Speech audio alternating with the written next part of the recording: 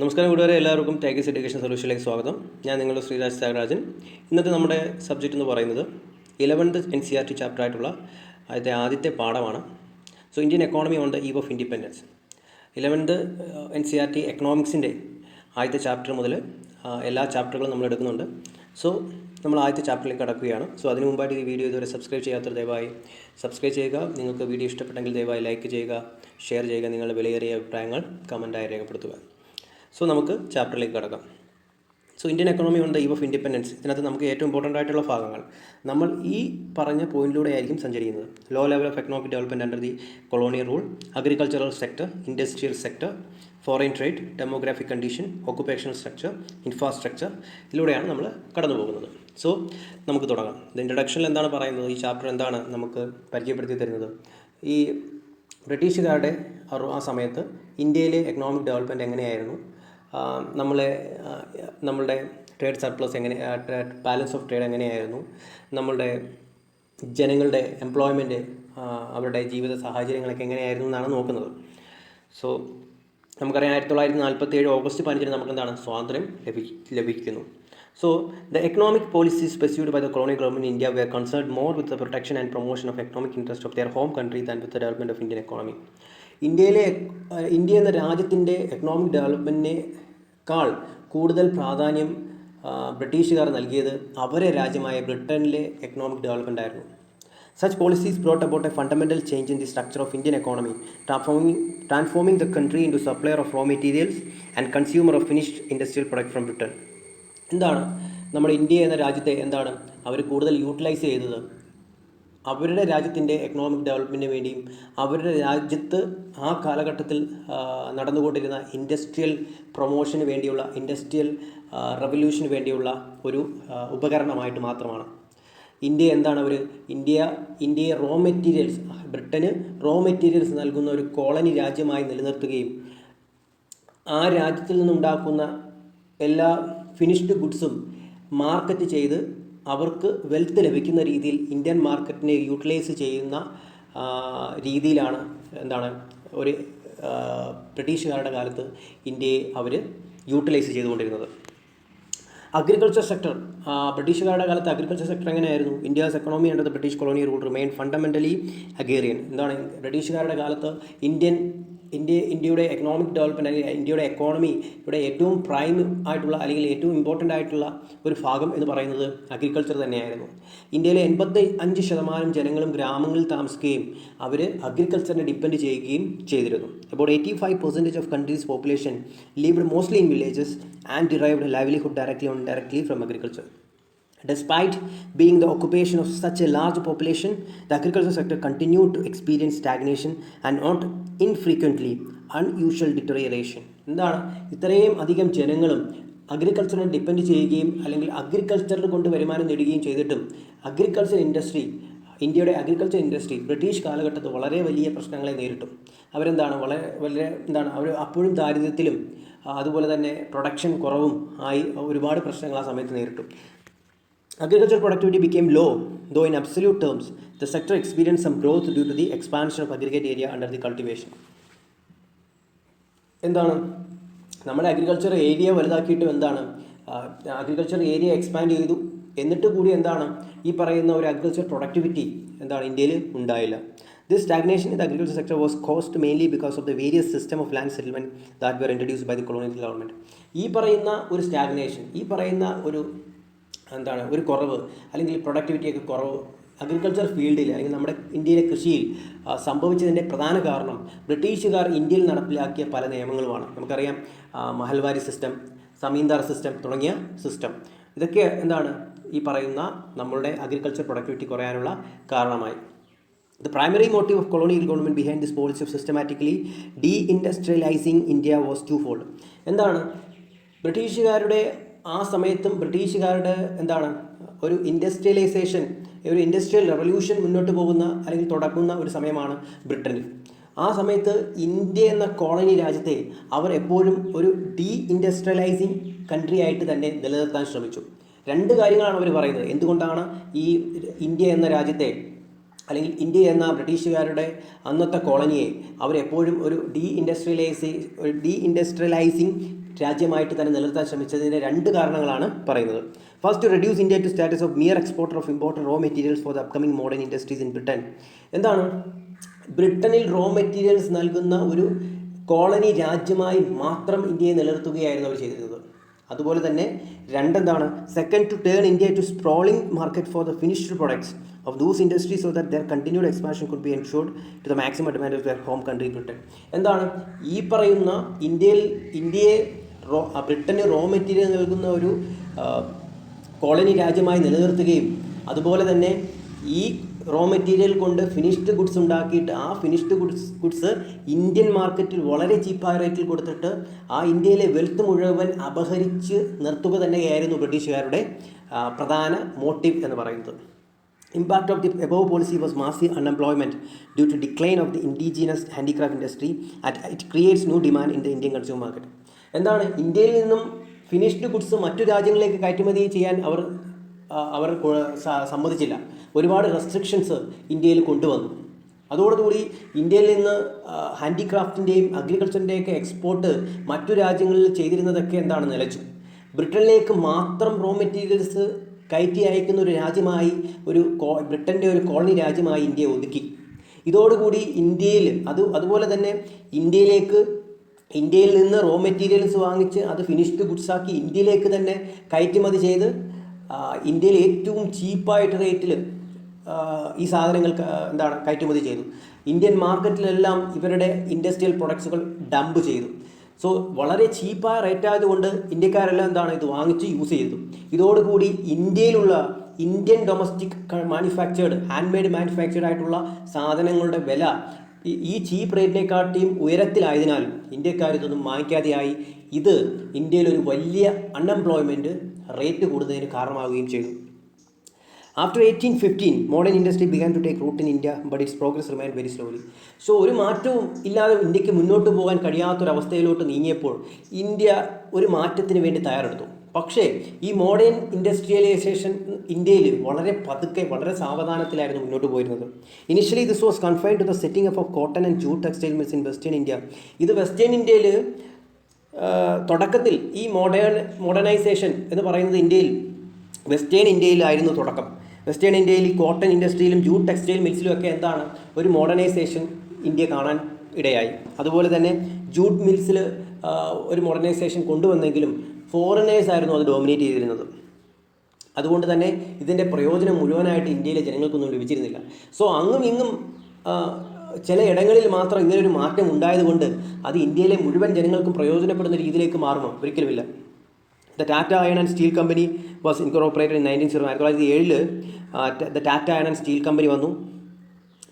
A few other industries field of sugar, cement, paper തുടങ്ങിയവയുമായി ബന്ധപ്പെട്ട് കുറേ industries ഇന്ത്യയിൽ വന്നെങ്കിലും after the world war second, 2ാം ലോക മഹായുദ്ധത്തിന് ശേഷം സിമൻറ്റ്, ഷുഗർ, പേപ്പറുമായിട്ട് ബന്ധപ്പെട്ട കുറച്ച് ഇൻഡസ്ട്രി വന്നെങ്കിലും ഇതൊന്നും വളരെ വളരെ സ്ലോ ആയിട്ടാണ് ഇന്ത്യയിൽ വന്നത്. അത് വളരെ ചുരുക്കം സ്ഥലങ്ങളിൽ മാത്രം കാണപ്പെടുന്ന ഒന്നായിട്ട് തന്നെ മാറി. There was hardly any capital goods industries to help promote for the industries in India. പക്ഷേ വളരെ അൺഫോർച്ചുനേറ്റ്ലി എന്ന് പറയാം. കാരണം ഇന്ത്യയിൽ ഈ പറയുന്ന ക്യാപിറ്റൽ ഗുഡ്സ് മാനുഫാക്ചർ ചെയ്യുന്ന ഒരു കമ്പനിയോ ഇൻഡസ്ട്രിയോ ഒന്നും വളരാൻ ബ്രിട്ടീഷുകാർ അനുവദിച്ചിരുന്നില്ല. ക്യാപിറ്റൽ ഗുഡ്സ് എന്ന് പറയുന്നത് നമ്മളുടെ ഇൻഡസ്ട്രിയൽ പ്രൊഡക്റ്റ് ഉണ്ടാക്കാനായിട്ട് ഉപയോഗിക്കുന്ന മെഷീൻസും ടൂൾസിനെയുമാണ് ക്യാപിറ്റൽ ഗുഡ്സ് എന്ന് പറയുന്നത്. Another significant drawback of new industrial sector was a very limited area of operation of the public sector.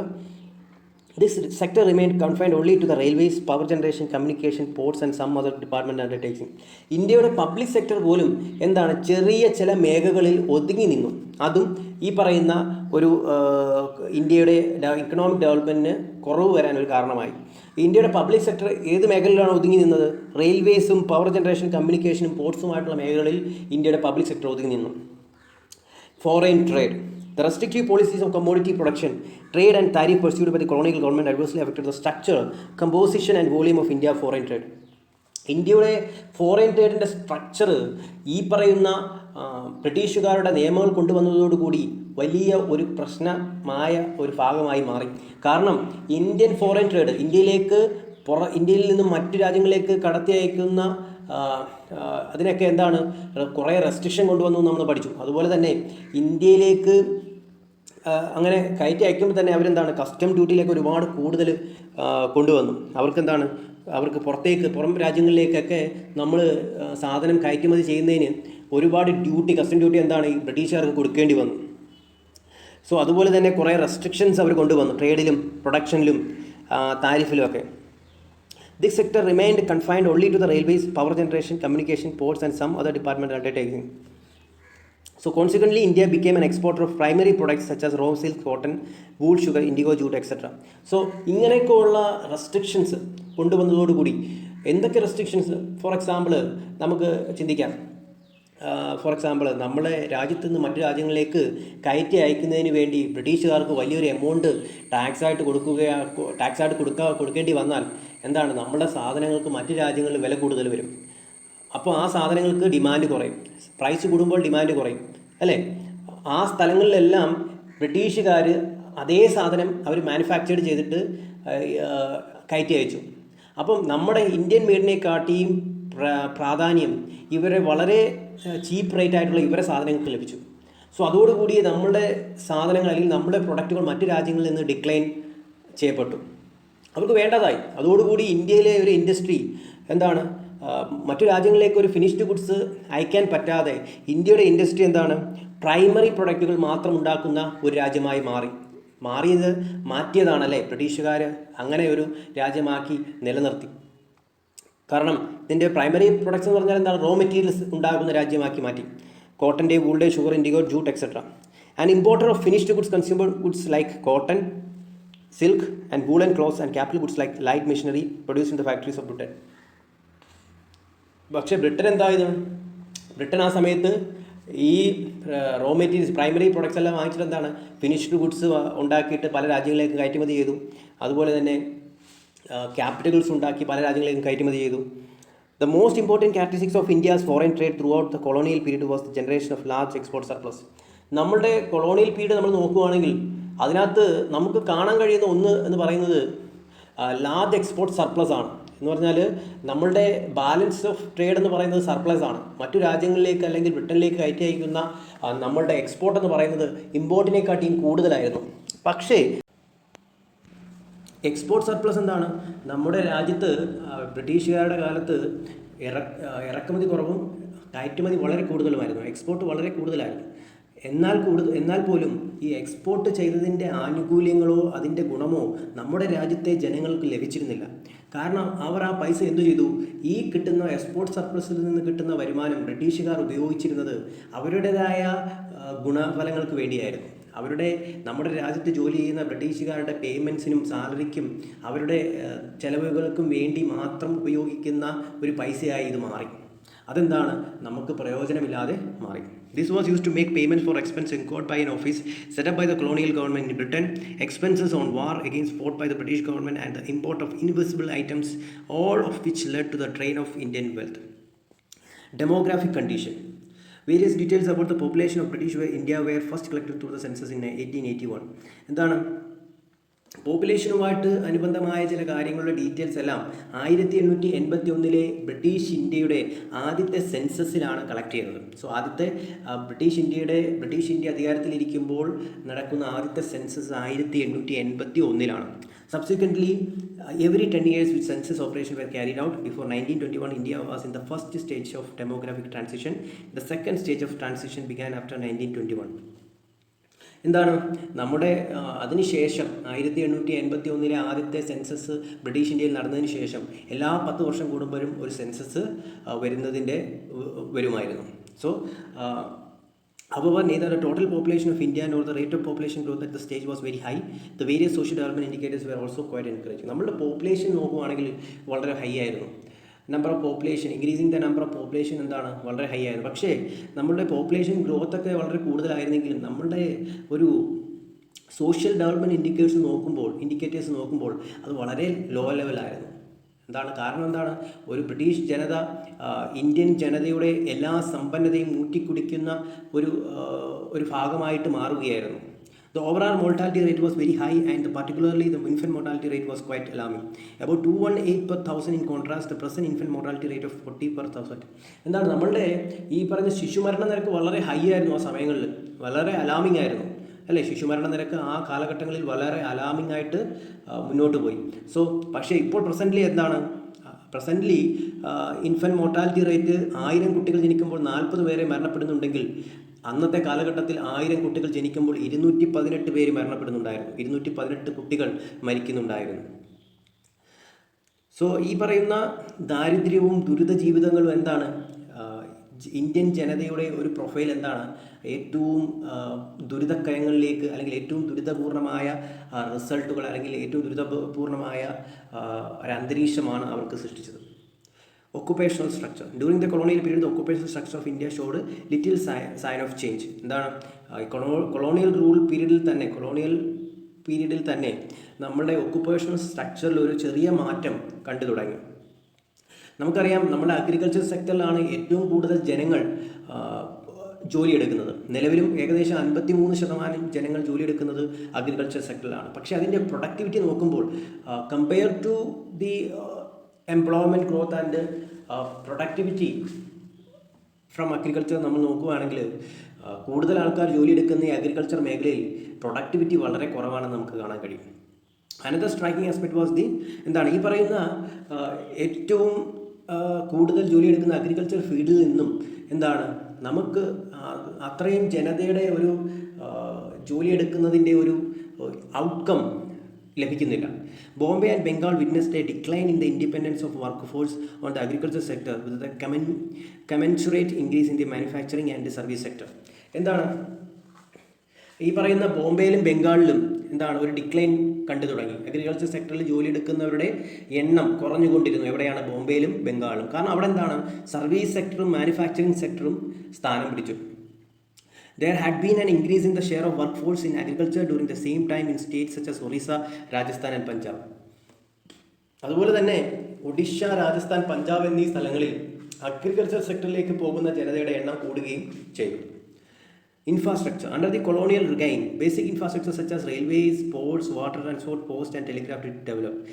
നമുക്കറിയാം, ഈ ബ്രിട്ടീഷുകാരുടെ കാലത്താണ് ഈ പറയുന്ന ഇൻഫ്രാസ്ട്രക്ചർ ഡെവലപ്മെൻ്റ് ആയിട്ടുള്ള റെയിൽവേസും പോർട്സും വാട്ടറും ട്രാൻസ്പോർട്ടും പോസ്റ്റും ടെലിഗ്രാഫും ഒക്കെ ഇന്ത്യയിൽ വന്നു തുടങ്ങിയത്. പക്ഷേ ഇതൊക്കെ നമ്മളുടെ ഇന്ത്യൻ ജനതയ്ക്ക് അല്ലെങ്കിൽ ഇന്ത്യൻ ജനതയ്ക്ക് പ്രയോജനപ്പെടുവാൻ വേണ്ടിയാണോ ബ്രിട്ടീഷുകാർ ഇതൊക്കെ കൊണ്ടുവന്നത്? ഒരിക്കലുമല്ല.